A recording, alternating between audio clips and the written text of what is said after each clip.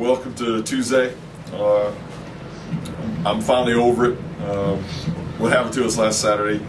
The long screen pass that turned into a 60-yard catch and run. Just a great display of how hard we're trying to win. We over-pursued the play so hard that no one was in enough position to be able to keep leverage on the ball.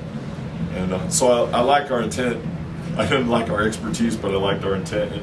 And part of it is that was our 15th game as a coaching staff in this program. 15 games in for most players as a redshirt freshman. It's kind of like we played like a redshirt freshman football team on Saturday, not necessarily a veteran unit. I liked us in huge spurts, though. We were really good at times offensively, moving the ball, tremendous rhythm. And defensively, we had 17 plays where we held them to 1 or 2 yards or less. And that's an indication that when we do what we're trying to do, we can do it very well. On the other hand, again, the big play continues to be a tremendous issue for us. We've got to find a way to keep better eyes and get better leverage on the ball. We're maturing quite a bit at a lot of spots, particularly at outside linebacker, where both Trevor Spence and Mitch Beckstead are really starting to play well. And I'm excited to see Tyson play. Now, Tyson made enough mistakes, to warrant the fact that you wouldn't want to have him play all the time. Yet, because of where we're at, injury-wise, or excuse me, availability-wise, he's going to play. And he has done nothing but respond extremely well this week. He's already become one of the best players we've had this week in practice, so I'm excited to watch that kid finish his career as an on-field player almost all the time at SU Bengals. Can you talk about what the Piston offense, what challenges that brings to you? It's a counter offense. It's an offense that everything is at you, but it's not at you. It's away from you. So it's a unique offense. They base block you on the inside, and the running back can skitter either to the right or to the left, regardless of which way the play begins. So it's much different than wishbone. It's much different than I formation, and it's much different even than shotgun read zone, where the running back is set to one side or the other of the quarterback. You have to cover all the lanes and all the alleys, and what the dive does for them is it allows them to be able to attack everywhere across the front. And when you throw in the addition part of the bubble screens, it's been pretty formidable against those teams that have had to play against it down at Nevada. And when UCLA was running a lot, it was pretty good. So Bruce has done a nice job. Bruce Barnum, the offensive coordinator, former ISU assistant coach, has done a nice job with Portland State's attack, even though they feature a true freshman. They've stumbled at times, keep finding consistency in the passing game, but they've certainly established the run as a major issue. How do you stop their run this week? Well, it's not how we stop their run, it's how we stop anybody's run. We are historically bad against the run, and I'm not willing to mince those words. We have got this program stuck. We are stuck at a certain level across the board until our run defense arrives. And until our run defense arrives, whether we're playing flex or playing base or playing nickel or dime, until our run defense arrives on campus, that we are going to be reeling defensively, and that's a major issue for us. We continue to work on our technique, believe in our system and in our philosophy. We've got to get more guys to the point of attack. We've got to tackle better. We've got to get off blocks. We've got to play a better pass. Now, how do you correct that? Two ways, Jeff. We've got to get older, and we have to become more disciplined. To do that, we have to become older. And for example, and just the example is that we did not fill some of our gaps on run plays all the time. And when we did, it was 0 or nothing. And when we didn't, it was a touchdown. And there are several plays in the ball game where we're wondering where guys are going and why they're going there. Yet we can't replace a sophomore with a true freshman. That sophomore's still got a lot of time to play in our program. So whoever that guy is, we got to coach him better. We got to find a way for them to react better. And time will allow us in the secondary and out linebacker to be a lot better than we are defensively right now. Because right now where we're at defensively is exactly where we were last year defensively. We got too many guys to get out of position too fast. And that brings up that you're last in the Big Sky in both run offense and run defense. Now, is there a correlation that during practice your offense is so heavy on the pass that your defense doesn't get very much of a chance to see the run all week? If we had open practices, no, because we spent a lot of time defensively on the run during practice, and they're not related. And the fact that our run offense is statistically not good is irrelevant to us. Because what we're concerned about is winning football games, number one, and number two is moving the ball, and I think we're moving the ball what we're concerned about is first downs, and first downs allowed. We don't care how that happens, whether it's run or pass. We don't really care. And so for us, first down wise, we're one of the top teams in the conference. And first downs allowed, we are the worst team in the conference. So there's the statistical inference that you wouldn't be able to make. And how does that correlate into time of possession? We don't care about time of possession. Okay. One of the most overused things that's ever talked about by any, quote, analysis ever. Touchdowns are the major thing. Back to the offense and touchdown. What keeping me up at night about that game is you look at the box score. You see they only had 19 more yards than we did, but 23 more points. You're looking at it, you're kind of saying, how does that happen? Well, obviously they've got 3 or 4 touchdowns that are in bundles. Is a nice way of saying it without using the words I'd really like to use. They threw that little hitch bubble screen that turned into 67 yards of statistical analysis, right? And then they ran a dive play when we're trying to scream to the ball and get the ball out, and it bounced outside and they scored a touchdown late in the ballgame. So if you remove those 2 plays for whatever reason, all of a sudden statistically it doesn't look like it was. On the other hand, offensively, every yard we gained was something we were trying to get. The yards we didn't get were when Aaron Pryor took the handoff from the 8-yard line and one guy got him around the waist, it could have been a 90-yard plus run. So again, in the end, it just comes down to 2 stats: points for us, points against us. The overall disparity of the points show that Sacramento State's that much better than we are. You satisfied with 34 points? Well, I'm not satisfied. I want one more point than we give up. Well, obviously 52 would be the number you wanted. 52 would have been awesome. And you know what? We left 52 points on the field. We missed Luke on a seam pass at the end of the half. We run a rollout pass down the right sideline, and Kramer's wide open, and Kevin just can't see him. We left 14 points on the board right then and there. We had 13 drops, 9 in the second half. If we catch half of our drops, again, it has nothing to do with how we're playing defensively. We do score maybe 52 or 53 points, and we win by 1. Coach, you talked about how when you went in your gaps to stop the run, you stopped it. With that and with your offense, how close are you guys?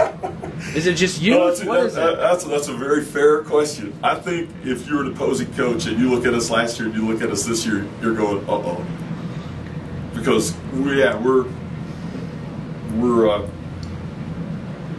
I'm maybe frustrated as a head coach, maybe frustrated as a defensive coordinator about where we're at defensively getting stuff, but I can see it coming. I can see it coming every single practice, every single moment, and there will come a time when we will rise it above it.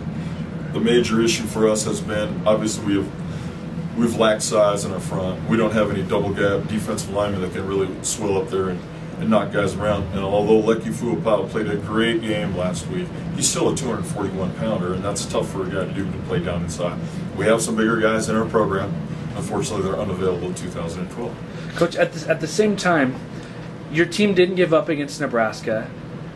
For the most part on Saturday, they didn't either. Is that something you're instilling in them to keep pushing? I hope so. I feel like our intent is good. I feel like our intent is good. And the one thing we as a coaching staff didn't want to do this week is whipsaw our own team.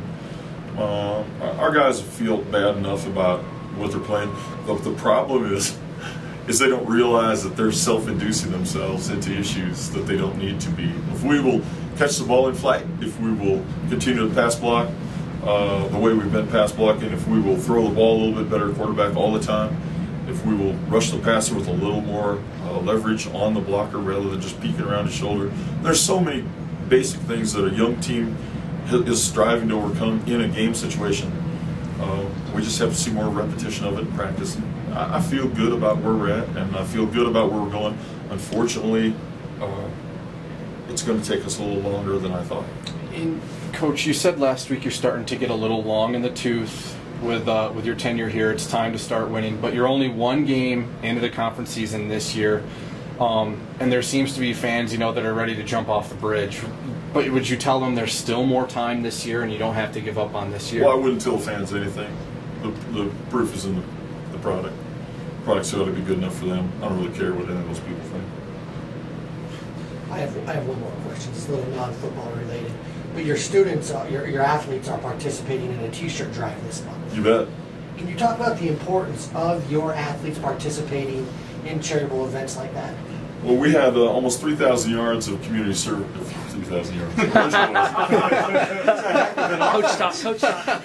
Well, we're an offense. We had 500 yards last week, so How many I'm worried community about service our hours offense. came off the We ground? had 3,000 hours of community service last year. This team, as part of this athletic department, is plugged into this community. There is no event that we try not to be a part of and want to be a part of. Last week, we participated heavily in homecoming, which was not necessarily an event for just the university. It was kind of a community event, and a lot of our kids got a chance to work with some disadvantaged adults last week, and I thought that was a pretty cool deal. And the T-shirt drive this month is just another outreach by our team, by our kids, back into a great community and saying thank you in any small way. Coach, you talked a little bit about what you expect to see from Portland State's offense. What do you expect to see from their defense, and how do you plan to exploit it? Pretty complex defense. They use a lot of blitzes to try and overcome some of their physical liabilities, a lot like us. And it's good for our offense to practice against our defense because we can dial up all the blitzes that Portland State likes to use. And I go back to the Portland State game last year. That's my chicken game. If you guys remember, 4th down and 1, and I punted it, and we dropped the punt. Right? We snapped the ball wrong. That's my chicken game. I ate chicken for a week because 4th down and 1. Going in, got to go for it, got to believe in your team, give your team an advantage. And I was asked after the game in this room, was that the right call? And I said yes, and of course, that's wrong. As I should have said no. At the time, I was trying to just buoy myself up, but the real factor is that we're coming off of the 2011 chicken game. Let's see if we can play well on the road and get some stuff done. Coach, going back to my last question, for you, ignore the fans, for you, you said you didn't want to give up on the 2012 season. You're only one game into the conference schedule. There's still time. Well, there's a lot of positive things to go, Jeff, but the reality of our situation is until we can find a rush defense or our offense can score without regard, and we're not quite there on either side. Both sides of the ball have two issues. One is, can we maintain fast pace throughout a game and score in every quarter all the time? Or defensively, can we play rush defense enough to get a 2-score or a 3-score lead on anybody? That's the issue. Have we had a 2-score or 3-score lead yet? No. Have we talked about a great collapse? No, because we are not ever able to extend ourselves offensively because our defense is giving up too many yards, and offensively we contribute to it by not being able to continually concentrate well enough to catch passes. So the two very fundamental things about coaching our football team right now is our run defense has got to be better, and that's all 11 guys, and our pass offense has to be better at catching the ball because we are not going to surrender to the fact that we will drop the ball and not throw it again. No, we're not going to do that. So we can't fear 3rd down on offense. We're doing a good job of 3rd down mastery. We're one of the best teams in the nation in 3rd down. I like that, and that's what I like about Kevin. I like about our offensive line. But the major issue for me is, can we catch the ball consistently in all 4 quarters? And defensively, can we find a way to play the way we're capable of defensively 1 quarter at a time and not allow just that back-breaking 65-yard run for a touchdown? I mean, that has been an issue for us in all 4 games. So we've got to be much better in those 2 aspects, and I think everything else will take care of itself. Coach, I asked you about how you thought your offensive line performed on Saturday, and you said you'd have to look at the tape. Yeah, I got a chance to look at the tape, and we're better. We're better. You know, we said, all of us, we've been together now a while, and we said all along that this program could not begin to rise at any level until the offensive line play got better. I feel it coming. And I saw a little bit of it on Saturday. It was pretty consistent. Now, the second half, they got after us with not any tricky blitzes, but blitzes that we should have recognized, and our young guys on the left side. That's where the youth is, on the left side. Those guys got bedeviled a little bit. Well, they'll be better because of it. And we're playing Wesley Wingrove and Colin Prestasetter and Travis Namahala all at the same time. And we're talking about 18, 17, and 18 years old. And those guys will learn how to be college football players. They're going to be great Bengals for a very, very long time. But they can be tricky. Yeah, they can be tricky. No. Going back to these 17, 18-year-olds, and even the guys that have been in your system now, this is your 2nd year, take a couple of plays off the board for Sacramento State. It's a close game, you're in it. What's it take for your guys to tilt a close game in your favor, and then for them to realize that, hey, we can take a couple of close games and learning how to win? You're exactly right. That's the drama that we've not yet even got to. You're exactly right, Jeff. That's the drama that we're building towards, hopefully in our program, where we're going to get to the 6-minute mark and go, hey, we got a shot.